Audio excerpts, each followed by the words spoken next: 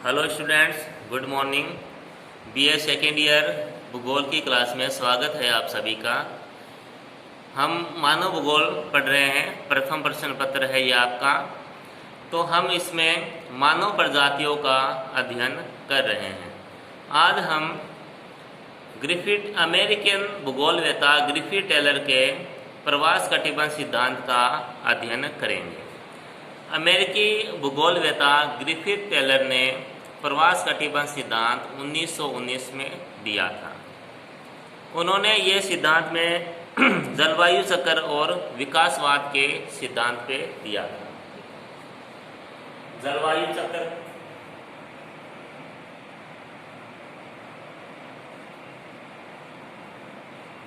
और विकासवाद,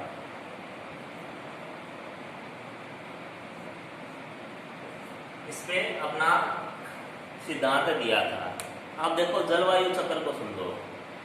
तो Griffith Taylor ने कहा था जो जलवायु होती है, ठीक है, उन्होंने कहा था जो मानव प्रजातियां है वो हिमयुग से पहले उनका जन्म हो गया था। हिमयुग से पहले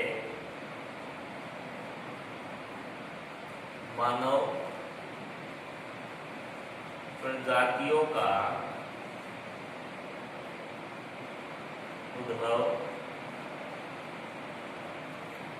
हो गया था, ठीक है। यानी हिमयुग से पहले जो मानव प्रजातियां हैं उनका जन्म हो गया था, ठीक। उसके देखो 4 हिमयुग आए हैं, ठीक है। जो भूगोलवेता ये मानते हैं 4 हिमयुग 4 हिमयुग पृथ्वी पर अभी तक आए हैं, ठीक है। तो इनमें क्या है, बीच बीच में अंतराल भी रहा है। एक हिमयुग आया, कुछ वर्षों तक रहा, ठीक है। उसके बाद बीच में अंतराल आया, यानी ग्रीष्म ऋतु आ गई। तो यह जलवायु चक्र, ठीक है। तो ग्रिफिथ टेलर है, उन्होंने कहा था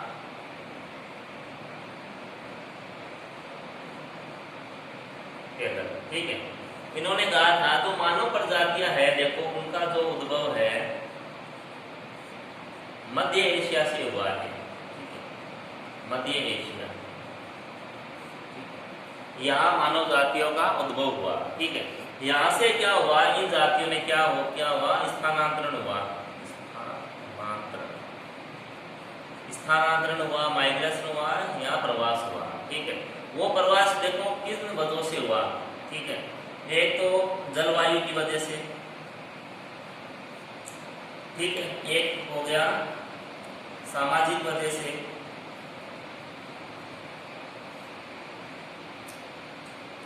तीसरा हो गया राजनीतिक वजह से, राजनीतिक, ठीक। तो उद्भव किस कारण से हो रहा है, एक तो जलवायु की वजह से, एक सामाजिक कारण हो गया, एक राजनीतिक कारण।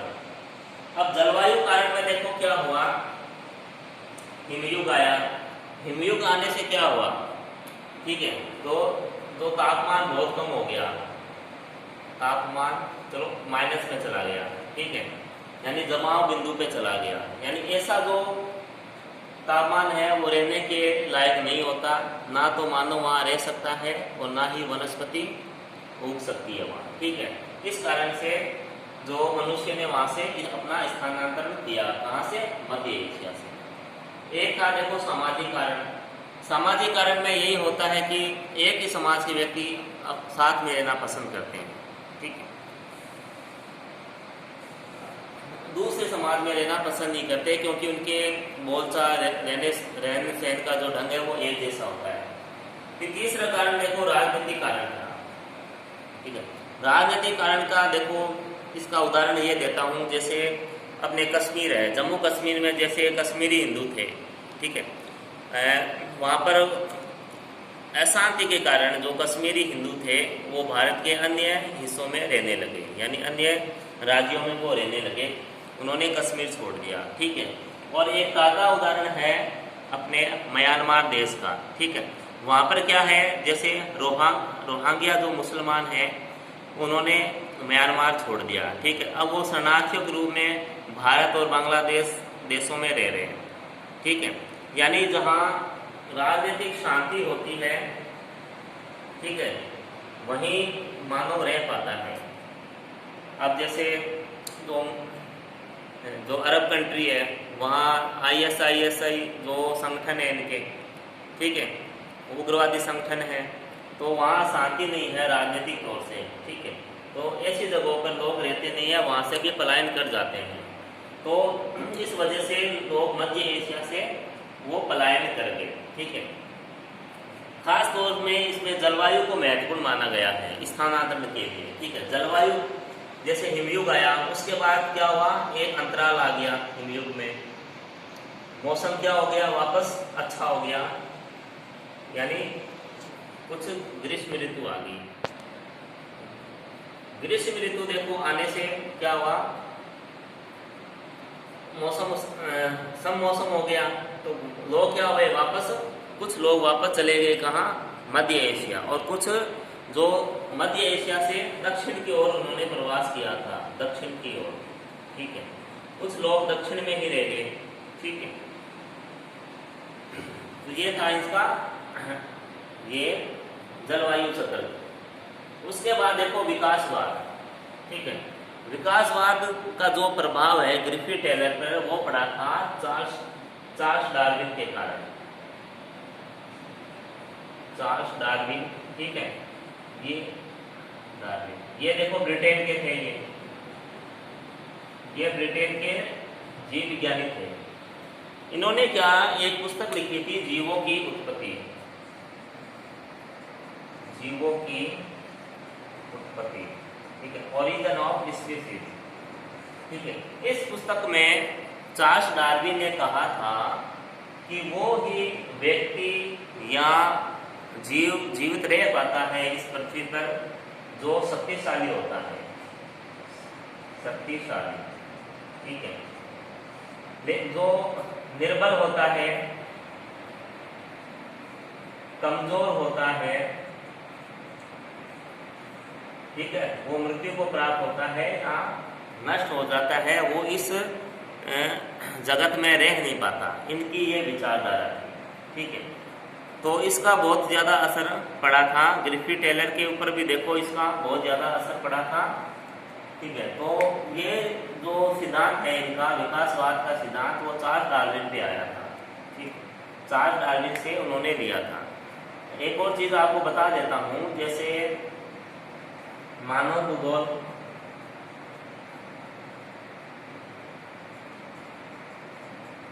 और राजनीतिक भूगोल।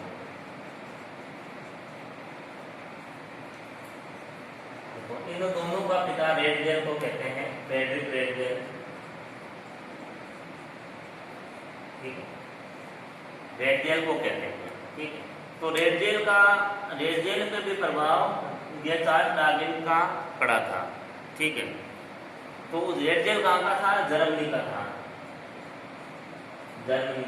ठीक है, और जो द्वितीय विश्व युद्ध था, इनमें ये जो विचारधारा थी चार्ल्स डार्विन की, इसका महत्वपूर्ण हाथ था द्वितीय विश्व युद्ध में, जो 1939 से 1945 के मध्य लड़ा गया था। उसमें यही बात कही गई थी, जो शक्तिशाली होता है वो ही जीवित रहता है। ठीक है, जर्मनी का शासक था हिटलर, उसने भी यही सोचा कि जो शक्तिशाली होगा वही जीवित रहेगा। इस कारण से उस द्वितीय विश्व युद्ध शुरू हुआ था। ठीक है, शक्ति प्रदर्शन के लिए, इस जगत में रहने के लिए। ठीक है, ये जलवायु चक्र और विकासवाद का सिद्धांत, इस आधार पर ग्रिफिथ टेलर ने अपना सिद्धांत दिया था। ठीक है, ग्रिफिथ टेलर ने अपना जो सिद्धांत दिया है, देखो उसने कुछ बातों पे ध्यान दिया था। कुछ बातें उसने बताई थी अपने सिद्धांत के विषय में। देखो सबसे पहले देखो ग्रिफिथ टेलर ने कहा था, उसने देखो एशिया को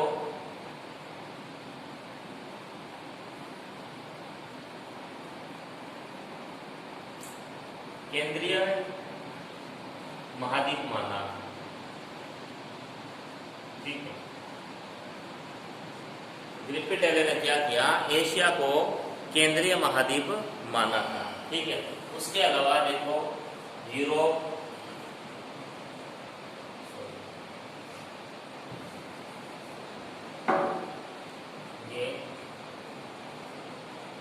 अमेरिका, फिर ये ऑस्ट्रेलिया, फिर उसके बाद ये यूरोप, अफ्रीका। ठीक है, इसमें यूरोप प्लस अफ्रीका, ये दोनों महाद्वीपों को इसने देखो संयुक्त रूप से यूरेफ्रीका कहा। ठीक है, यूरेफ्रीका, यूरेफ्रीका कहा। ठीक है, और एशिया को उसने केंद्रीय महाद्वीप माना, और ये जो महाद्वीप है इन्हें उसने प्रायद्वीपीय महाद्वीप कहा था। ठीक है, जो अमेरिका है, ऑस्ट्रेलिया है, इनको इसने प्रायद्वीपीय महाद्वीप कहा था। ठीक है, उसके बाद देखो इसने सेकेंड जो पॉइंट है, इसने ग्रिफिथ टेलर ने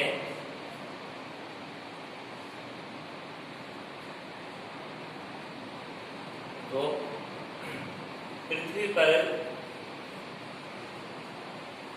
जितनी भी प्रजातियां स्थित है,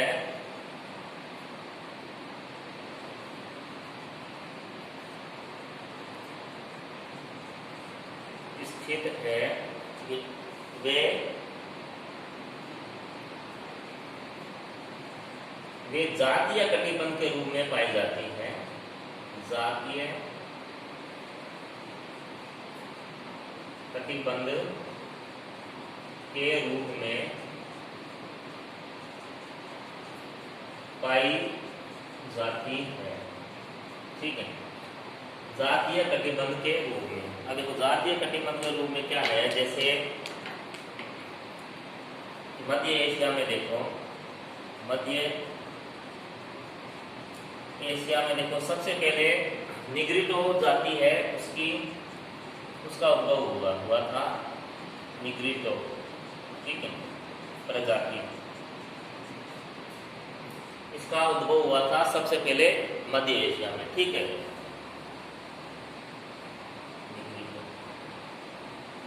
उसके बाद इस प्रजाति के बाद निग्रो प्रजाति का उद्भव हुआ। ठीक है, फिर निग्रो प्रजाति ने देखो क्या किया, इस प्रजाति को, निग्रिटो को, ठीक है, इसको स्थानांतरित कर दिया। ठीक है, स्थानांतरित कर दिया, यहाँ देखो इसको भगा दिया। ठीक है, अपने मूल स्थान से। ठीक है, मूल स्थान कौन सा है निग्रिटो का? मध्य एशिया। इसको अपने मूल स्थान से निग्रो जाति ने इसको स्थानांतरित कर दिया। ठीक है, तो ये क्या है, ये जातीय कटिबंध है। ठीक है, ये फिर जाति है, ये अन्यथा जगह पे चली गई। ठीक है, वो क्योंकि जो बाद में जो प्रजाति बनती है वो पहले वाली प्रजाति से ज़्यादा विकसित होती है। ठीक है, जैसे हम कहते हैं ना कि आज के बच्चे काफ़ी एडवांस हैं। ठीक है, इसी तरीके से जो बाद में जो प्रजाति बनी थी वो काफ़ी एडवांस होती थी अपनी बुद्धि में और कौशल में। ठीक है, ये था इसका दूसरा पॉइंट था इसका। ठीक है, अब देखो थर्ड पॉइंट देखते हैं अपने।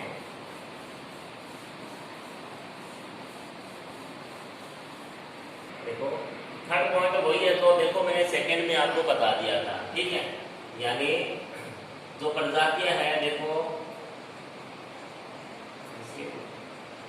निग्रिटो जो प्रजाति है,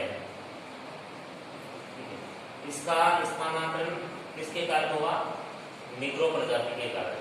ठीक है,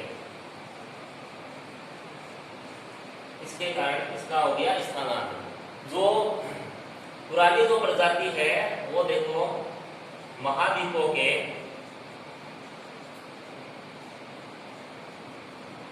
किनारे निवास करती है, किनारे निवास करती है, या जंगलों में निवास करती है, या फिर पहाड़ों पे। ठीक है, क्योंकि उनको अपनी मूल जगह से हटा दिया जाता है। ठीक है, जो नई प्रजाति होती है वो फिर केंद्र में निवास करती है, केंद्र में सेंटर जगह में निवास करती है, जो मूल जगह होती है वहाँ निवास करती है। ठीक है, जैसे अमेरिका में देखो, अमेरिका, ठीक है, ऑस्ट्रेलिया, ये जो देखो महाद्वीप है ना, यहाँ की जो मूल प्रजाति है, देखो मूल प्रजाति, इनकी जो मूल प्रजाति थी, ठीक है, इनको क्या किया यूरोप वालों ने, मार काट करके उनको नष्ट कर दिया। ठीक है, लगभग उनको नष्ट कर दिया, यहाँ जो जातियाँ थी, ठीक है, मार काट के, और जो यूरोपीय जातियाँ थी वो यहाँ स्थापित हो गई। ठीक है, जैसे अमेरिका की मूल प्रजाति कौन सी थी? Red Indian. ठीक है, रेड इंडियन, ये पढ़ा होगा आपने कहीं, रेड इंडियन है जो कि अमेरिका की मूल प्रजाति होती है। ठीक है, इनका रंग क्या होता है? काला होता है। ठीक है, अब जैसे अमेरिका में अखबारों में, न्यूज में अभी आपने देखा होगा रंग भेद नीति, है ना, रंग भेद चल रहा है ना, गोरा और काला, गोरा है काला। ठीक है, तो इनमें वो चीज होती है। ठीक है, जैसे अंग्रेज आए थे, हमारे हिंदुस्तान पे भी राज किया था। ठीक है, तो वो हमें यही कहते थे कि काले लोग हैं वो जो होटल है वहाँ प्रवेश नहीं करेंगे, काले इंडियन हैं लोग। ठीक है, यानी गोरा और काला वहाँ इस तरह की चीज़ें चलती हैं। ठीक है, गोरे लोग क्या करते हैं? काले लोगों पे अत्याचार करते हैं। तो ये चीज़ थी उसमें। नेक्स्ट पॉइंट है, नेक्स्ट पॉइंट इसका ये है, इसमें जैसे जो पुरानी प्रजातियां है,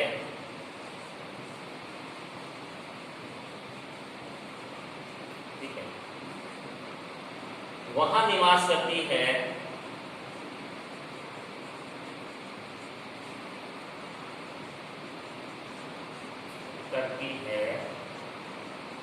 जहां मानव प्रजाति का कभी उद्भव नहीं हुआ था। ठीक है, जो पुरानी जातियां है जो नई प्रजाति द्वारा स्थानांतरित कर दी जाती है, तो ये जो पुरानी प्रजातियां वहाँ निवास करती है जहाँ कभी मानव प्रजाति है उसका उद्भव नहीं हुआ है। ठीक है, इसका कारण क्या है? उद्भव नहीं हुआ मगर वहाँ प्रजाति रहती है। इसका कारण यही है, वो प्रजाति क्या है? स्थानांतरण के द्वारा आई है, स्थानांतरण के द्वारा वहाँ आई है, वहाँ निवास करने लगी है, ये इसका कारण है। फिर देखो अगला है पॉइंट इसका, जो केंद्रीय प्रवास का कहा है इसमें। ठीक है, आपको केंद्रीय प्रवास, ठीक है। अब देखो, अब केंद्रीय प्रवास का ये मतलब हो गया, जैसे मध्य एशिया,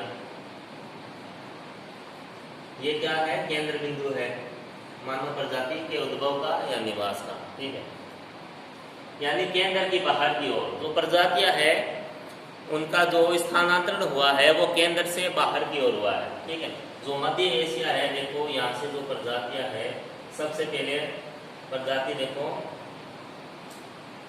दक्षिण पश्चिम की ओर स्थानांतरण हुआ प्रजाति का। ठीक है, उसके बाद वो प्रजाति है उसका स्थानांतरण दक्षिण पूर्व की ओर हुआ। ठीक है, फिर जो प्रजाति है इनका स्थानांतरण उत्तरी अमेरिका, उत्तरी अमेरिका की तरफ हुआ। ठीक है, ये स्थानांतरण है इनका प्रवास है, इनका माइग्रेशन है प्रजातियों का मध्य एशिया से इन दिशाओं में। ये जो यहाँ एशिया आएगा, दक्षिणी पश्चिमी एशिया और दक्षिणी पूर्वी एशिया। ठीक है, इस तरीके से इनका स्थानांतरण हुआ है इन दिशाओं में। ठीक है, ये इसके जो प्रवास कटिबंध सिद्धांत है इसका, ठीक है, 1919 में दिया था ग्रिफिथ टेलर ने। तो इन बातों का उसने विशेष तौर से ध्यान दिया था। ठीक है, अब अपने इसके करते हैं। इसने जो प्रवास कटिबद्ध सिद्धांत दिया है वो किन आधारों पे दिया है? 3 आधार थे, उनका अध्ययन हम अपने करते हैं। ठीक है, तो ग्रिफिथ टेलर ने प्रवास कटिबंध सिद्धांत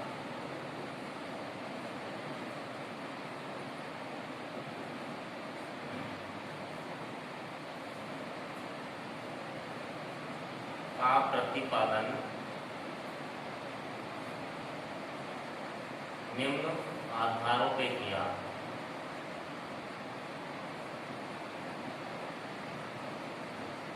ठीक है, पहला है देखो इसमें प्रवास की प्रक्रिया। प्रवास की प्रक्रिया। सेकंड है हार्मोन या ग्रंथिरस सिद्धांत।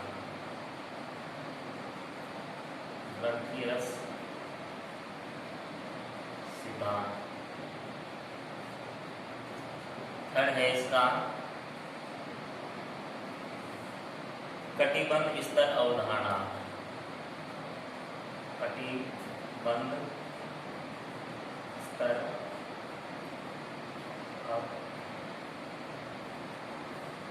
अवधारणा। ये 3 आधारों पर अपना सिद्धांत ग्रिफिथ टेलर ने दिया था। अब इसको प्रवास की जो प्रक्रिया है, देखो ये मैंने पहले बता दिया था सिद्धांत जब शुरुआत में समझाने लगा था। ठीक है, तो वो ये बताया था आपको मध्य एशिया है,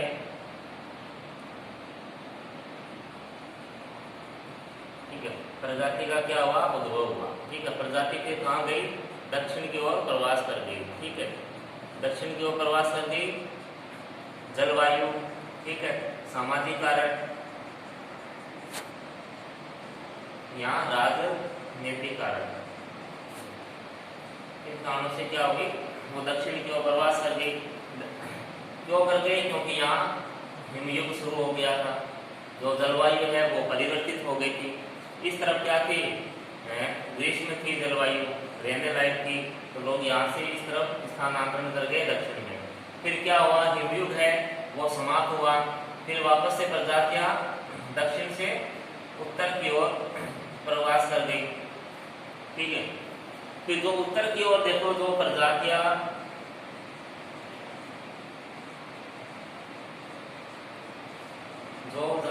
प्रजातियों प्रवास कर गई वो अधिक विकसित हुई।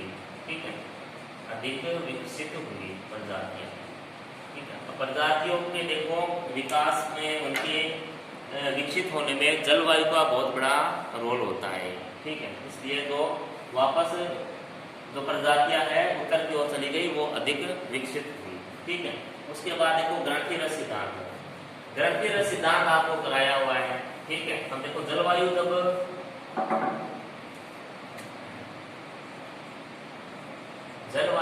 देखो परिवर्तित होती है तो प्रभाव किस पे डालती है? हार्मोन्स पर। ठीक है, प्रभाव किस पे डाला? हार्मोन्स पे। हार्मोन्स जब परिवर्तित होते हैं तो हमारे जो शारीरिक लक्षण है वो भी परिवर्तित होते हैं। ठीक है, शारीरिक जो लक्षण है, ठीक है, वो भी परिवर्तित होते हैं।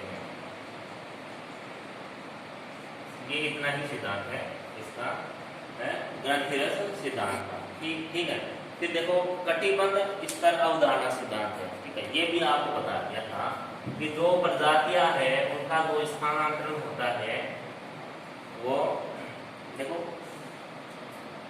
वो जातीय कटिबंधों के रूप में होता है। ठीक है, स्थानांतरण है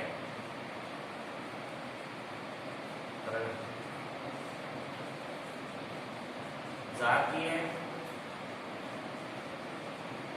कटिबंधों में होता है।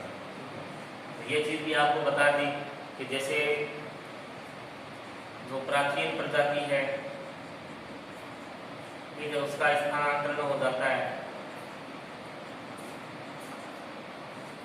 और जो नवीन प्रजाति होती है ठीक है, वो अपने मूल स्थान पे रहती है, मूल स्थान या केंद्र स्थान पे रहती है। ठीक है, ये आपको बता दिया था, यही इसका है, ये तीनों ये आधार इसके हो गए। ठीक है, प्रवास की प्रक्रिया, ग्रंथिरस सिद्धांत और कटिबंध स्तर अवधारणा। ठीक है, इसका बाद देखो ग्रिफिथ टेलर ने भी अपने हिसाब से प्रजातियों का वर्गीकरण किया था।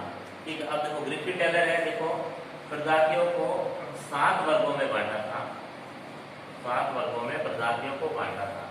ठीक है, इनमें देखो निग्रिटो है सबसे पहले,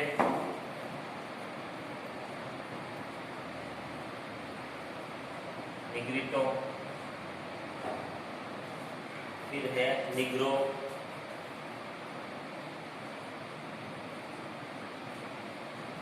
ऑस्ट्रेलॉइड,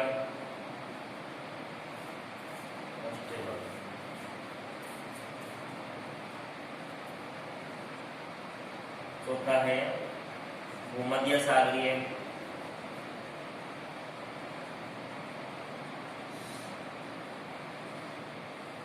भूमध्य सागरीय। फिर देखो 5वां है नार्डिक, 6ठा है अल्पाइन,